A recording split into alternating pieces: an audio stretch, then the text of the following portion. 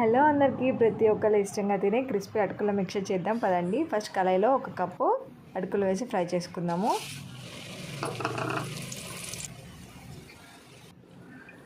ఇలా ఫ్రై అయిన తర్వాత ఒక బౌల్లో ట్రాన్స్ఫర్ చేసుకుందాం. 1 కప్పు పుట్నాలు వేసి ఫ్రై చేసుకుందాం.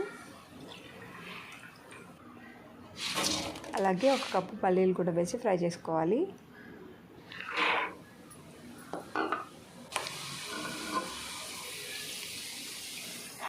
ఇప్పుడు కరివేపాకు కూడా వేసి ఫ్రై చేసుకుందామండి.